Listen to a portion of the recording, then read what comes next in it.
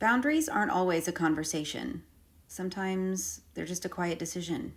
If you're new here, hi, my name is Kelly. And 3 months ago, I was attacked by one of my family dogs. And that attack resulted in the partial loss of my upper lip and injuries to my forearm. And I'm on my healing journey, learning a lot about myself along the way. And wanted to share a little bit about personal boundaries that I've kind of learned recently. I used to believe that boundaries needed explaining so that people could understand, and then I guess also so that I could justify having those boundaries, and that clarity needed words. And now that looks different. I respond less, and I don't chase closure.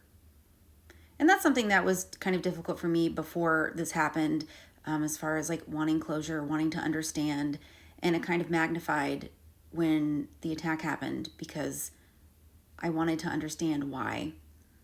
And something I've talked about in another video is that sometimes there is no good reason why.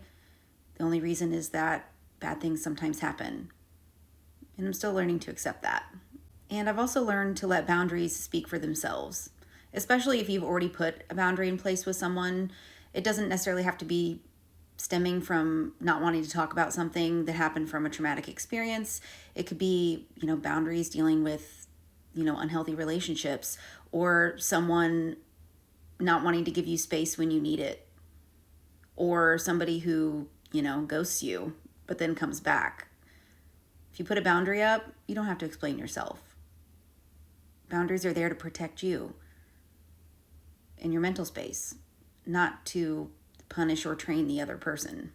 So nothing dramatic really happens when you let your boundaries speak for themselves, but for yourself, everything will become clearer. Peace doesn't argue.